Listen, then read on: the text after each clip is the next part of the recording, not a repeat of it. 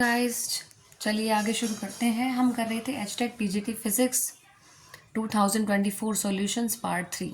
तो चलिए बिना टाइम वेस्ट किए शुरू करते हैं पार्ट 3। तो 130 तक हम क्वेश्चन कर चुके थे पार्ट 2 में। अब करते हैं 131 से स्टार्ट। ठीक है, तो देखिए हमें बताना है कि कौन से फिजिकल क्वांटिटी यूनिट लेस है, मतलब किसकी यूनिट नहीं है। ठीक है, तो सबसे पहले है फर्स्ट ऑप्शन स्पेसिफिक ग्रेविटी। अब देखिए स्पेसिफिक ग्रेविटी क्या होती है, इसको हम डिफाइन करते हैं ratio of density of substance to density of reference substance. ठीक है, तो हम क्या कह सकते हैं कि रेशियो दोनों तरह की डेंसिटी का ही है। ठीक है, तो जो डेंसिटी की यूनिट्स हैं वो आपस में कैंसिल आउट कर देंगी। तो इसका मतलब जो स्पेसिफिक ग्रेविटी है वो डायमेंशन लेस है, unitless quantity. Second option है रिडबर्ग कांस्टेंट। देखिए रिडबर्ग कांस्टेंट क्या होता है, रिडबर्ग कांस्टेंट यूज होता है एटॉमिक फिजिक्स में to describe wavelength of spectral lines. ठीक है, अब ये जो रिडबर्ग कांस्टेंट है, ठीक है, ये कॉन्सेप्ट कहाँ से आया है, क्लास 12th जो बोर मॉडल वाला चैप्टर है ना, तो वहाँ से आया है हमारे पास। तो रिडबर्ग कांस्टेंट कहाँ यूज़ करते हैं हम एटॉमिक फिजिक्स में, टू डिस्क्राइब वेवलेंथ निकालने के लिए स्पेक्ट्रल लाइंस की। ठीक है, तो it has a unit of inverse length के इसकी यूनिट होती है। फिर आता है प्रेशर ग्रेडियंट। प्रेशर ग्रेडियंट क्या होता है, देखिए it represent rate of change of pressure with respect to distance. ठीक है, तो rate of change of pressure with respect to distance आ जाएगा।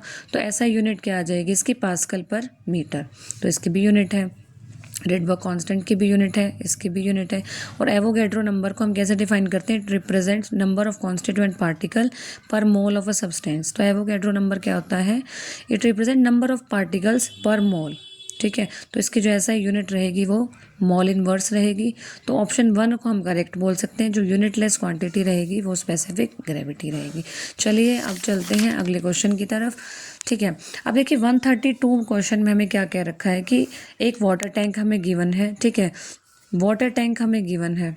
ठीक है, उसकी जो हाइट हमें गिवन है वो 96 सेंटीमीटर गिवन है। ठीक है, अब हमने क्या किया, एक होल कर दिया। ठीक है, अब जो होल है इसके अपर सरफेस से हाइट है हमारे पास h/4 गिवन है। ठीक है, अब h/4 हाइट गिवन है, h क्या है हमारे पास 96, तो 96/4 क्या आ जाएगा 24। इस 24 को हमने नाम दे दिया h। ठीक है, ये क्या है, depth of hole from upper surface. अब देखो ये पूरा 96 है। ठीक है, ये पूरा 96 है और यहाँ से हमने ये निकाला, ये हमारे पास h आ गया 24।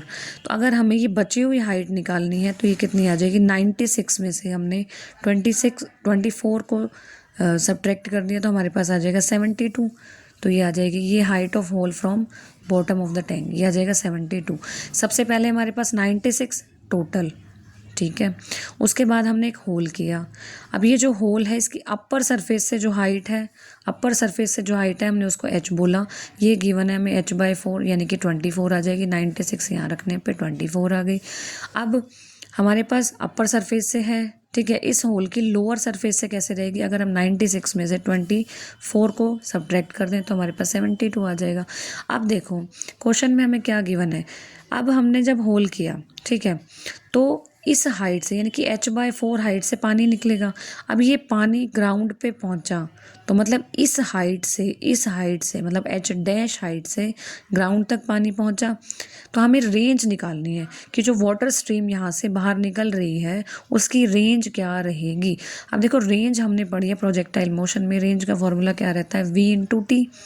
ये जो t है वो टाइम ऑफ फ्लाइट है। टाइम ऑफ फ्लाइट मतलब पानी को इस हाइट h' हाइट से ग्राउंड तक आने में कितना टाइम लगा, वो टाइम है t। और उसका फॉर्मूला होता है √2h'/g। h' हमने क्यों लिया, क्योंकि इस हाइट से ये वाली हाइट से पानी को ग्राउंड तक आने में कितना टाइम लगा। तो h' हाइट, ये हाइट लेंगे हम और हमारे पास फॉर्मूला रहता है √2h'/g। अब देखो लेकिन जो यहाँ से वाटर बाहर आ रहा है, ठीक है, उसकी वेलोसिटी क्या रहेगी। अब देखो इनिशियल वेलोसिटी तो ये इसी हाइट से चल रहा है ना, शुरुआत में तो यही हाइट थी। ठीक है, तो v जो रहेगा टोरिस-एली थ्योरम से हम ये लिख सकते हैं √2gh। यहाँ पे हम हाइट h लेंगे क्योंकि जो पानी आ रहा है, ठीक है, वो यहाँ इनिशियली अपर सरफेस से बाहर आएगा, ठीक है। तो स्पीड तो उसके हम यहाँ से मेज़र करेंगे साइड से, और टाइम ऑफ फ्लाइट हमें ये चाहिए कि यहाँ से पानी ग्राउंड तक कितने टाइम में पहुँचेगा। तो v की वैल्यू रहेगी √2 g h ये वाली हाइट है, ठीक है। और टाइम ऑफ फ्लाइट रहेगा √2h-g, h' ये वाली हाइट है, ठीक है। h ये हाइट है, h' ये वाली हाइट है।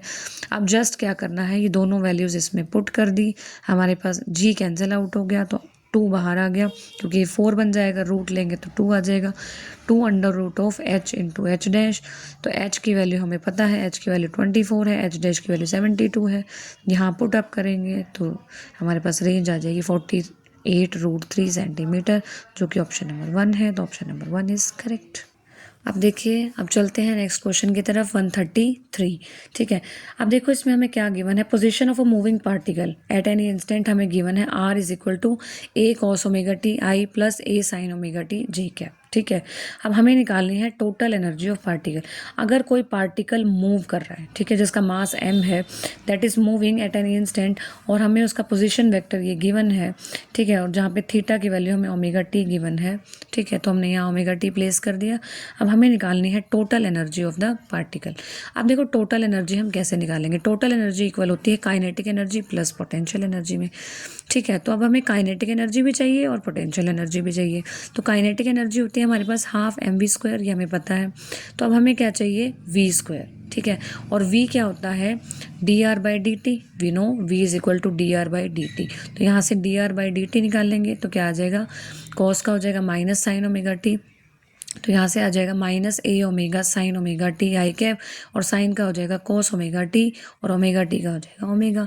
अब यहाँ से हमें चाहिए v², तो यानी कि अगर हम इस v का डॉट कर दें v के साथ, डॉट प्रोडक्ट ले लेंगे तो v² आ जाएगा। तो यानी कि इस v का डॉट प्रोडक्ट लेंगे v के साथ, यानी कि i.i 1 होता है, j.j 1 होता है। तो यहाँ से i का i कैप, i कैप का i कैप के साथ, j कैप का j कैप के साथ, ठीक है। तो हमारे पास क्या आ जाएगा, -a ω sin ω t² हो जाएगा, प्लस a ω cos ω t का स्क्वायर हो जाएगा। तो यहाँ से a² ω² आ जाएगा, sin² ω t plus a² ω² cos² ω t, ठीक है। तो यहाँ से a² ω² हमने कॉमन ले लिया, तो यहाँ से हमारे पास sin² ω t plus cos² ω t बच गया। तो प्लस तो यह आ जाएगा हमारे पास a² ω²। तो इसकी वैल्यू जो होती है 1 होती है, sin² theta plus cos² theta 1 होता है। तो v² की वैल्यू आ गई a² ω²। तो हमारे पास m यहाँ से रखा, v² की वैल्यू आ गई a² ω², तो ये वैल्यू हमने प्लेस कर दी। तो यानी कि हमारे पास काइनेटिक एनर्जी आ गया m a² ω²। अब देखो कोई पार्टिकल अगर मूव कर रहा है सर्कल में कांस्टेंट स्पीड के साथ, ठीक है, तो फोर्स को हम बोल सकते हैं सेंट्रीपिटल फोर्स, और वो जो डायरेक्टेड होता है वो फोर्स सेंटर की तरफ होता है, ठीक है। तो क्या होता है, हम कह सकते हैं कि वो हार्मोनिक ऑसिलेटर की तरह काम कर रहा है, तो उसकी पोटेंशियल एनर्जी को हम लेंगे m ω² r²। तो यहाँ से अब हमें क्या चाहिए, r²। अब r² कैसे निकालेंगे, अब हमें इसका r के साथ ही डॉट प्रोडक्ट लेना है। तो कैसे होगा, a cos ω t की a cos ω t के साथ मल्टीप्लाई, a sin ω t की a sin ω t के साथ मल्टीप्लाई, क्योंकि i.i 1 j.j 1, ठीक है। तो हमारे पास r² क्या आ जाएगा, a² cos² ω t plus sin² ω t, ये क्या हो जाता है हमारा 1। तो हमारे पास r² किसके इक्वल आ जाएगा, a² के, ठीक है। तो अब हम क्या लिख सकते हैं, u को 1/2 m ω², r² की जगह हम लिख सकते हैं a², ठीक है।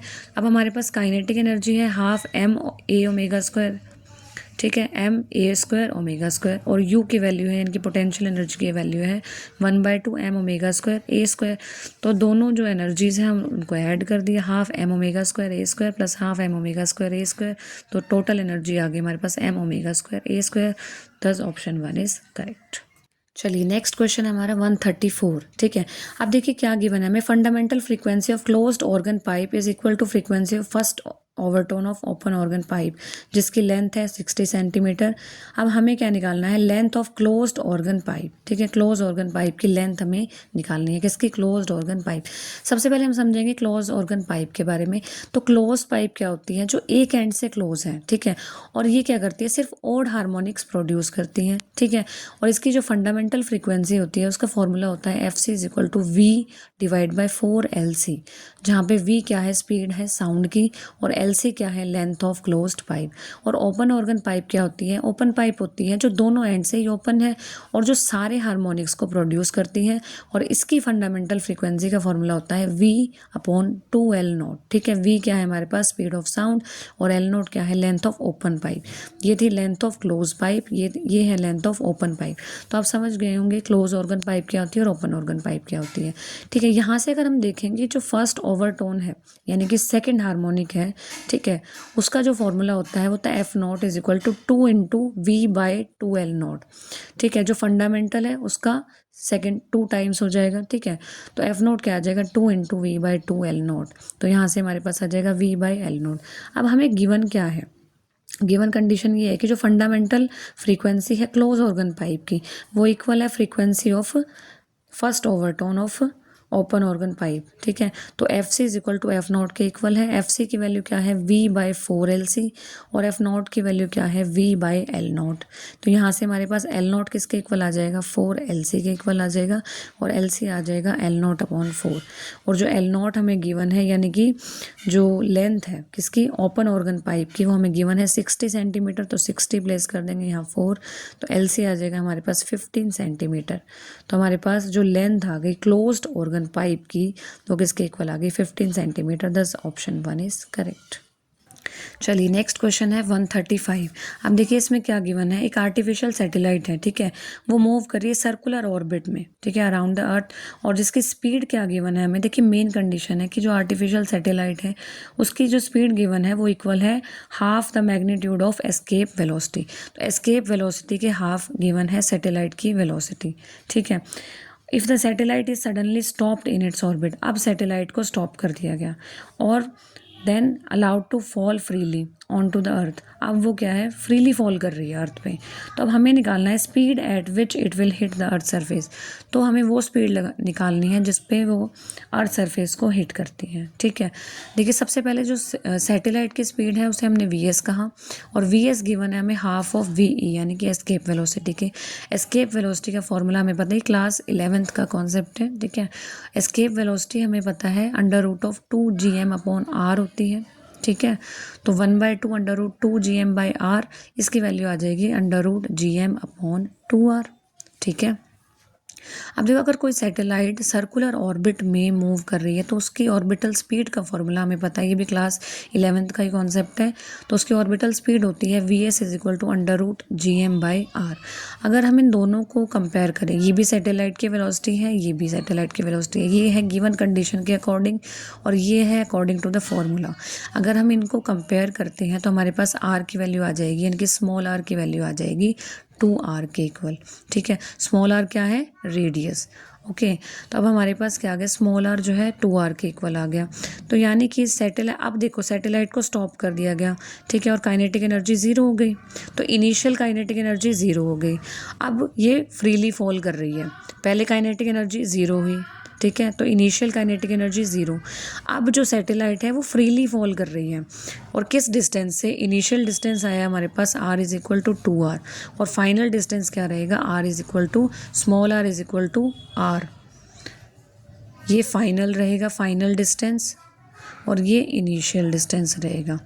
कब रहेगा, जब सैटेलाइट, देखिए सैटेलाइट को सबसे पहले स्टॉप कर दिया गया, काइनेटिक एनर्जी 0 हो गई। अब वो था इनिशियल कंडीशन, ठीक है, कि इनिशियल काइनेटिक एनर्जी 0 थी, इनिशियल पोटेंशियल एनर्जी होती है हमारे पास -gmm/2r। ठीक है, तो अब जो सैटेलाइट है वो फ्रीली फॉल करेगी, किस डिस्टेंस से, ये हमने डिस्टेंस निकाला 2r, और कहाँ फॉल करेगी, r = r पे। तो हम law of conservation of energy apply करेंगे, वो क्या होती है, E of initial = E of final. अब देखिए ई इनिशियल क्या आ जाएगा, ई फाइनल के इक्वल, इनिशियल काइनेटिक एनर्जी और फाइनल काइनेटिक, देखिए initial kinetic energy, initial potential energy, final, और ये फाइनल। ठीक है, अब कंजर्वेशन ऑफ, हमने कंजर्वेशन अप्लाई किया, ई इनिशियल = ई फाइनल। अब हमें वैल्यूज़ पता है, इनिशियल और जो है initial kinetic energy, initial potential energy. ठीक है, तो हमारे पास इनिशियल पोटेंशियल एनर्जी है -gmm/2r, इनिशियल काइनेटिक एनर्जी है 0, फाइनल पोटेंशियल एनर्जी है -gmm/r, फाइनल काइनेटिक एनर्जी है ½ mv²। ठीक है, अब हमें क्या करना है, अब देखिए सारी कंडीशंस अप्लाई की, हम minus G M M upon 2r plus 0 minus G M M upon r plus half M V square. यहाँ से हाफ एम वी स्क्वायर की वैल्यू आ जाएगी। जस्ट क्या करना है, इसको यहाँ लेके गए, हाफ एम वी स्क्वायर आ गया। यहाँ से वी स्क्वायर की वैल्यू आ गई जी एम अपॉन आर, और स्मॉल जी की वैल्यू हमें पता है G M upon R square. तो यहाँ से जी की वैल्यू आ जाएगी हमारे पास। अब देखिए हमें जी पता है, एक्सेलरेशन ड्यू टू ग्रेविटी होता है G M upon R square. तो जी एम आ गया हमारे पास जी इंटू आर स्क्वायर। ठीक है, तो यानी कि जी एम को हम लिख सकते हैं जी आर स्क्वायर, यहाँ पुट कर देंगे, वी स्क्वायर आ गया जी आर स्क्वायर अपॉन आर। तो ये वैल्यू आ गई जी आर, वी की वैल्यू आ गई अंडर रूट जी आर। तो यहाँ से जी की वैल्यू हमें पता है 9.8, अप्रॉक्सीमेट 10 आ जाएगा। आर की वैल्यू होती है 6400 किलोमीटर, तो 6.4 into 10 to the power 6 metre. तो वी की वैल्यू आ जाएगी हमारे पास अंडर रूट 10 इंटू आर की वैल्यू हमारे पास, यानी कि आर जो कैपिटल आर है वो रेडियस ऑफ अर्थ है। तो हमारे पास ये है 6.4 इंटू 10 टू द पावर 6। तो वी सॉल्व करके आ जाएगा 8। 10 ऑप्शन 3 इज करेक्ट।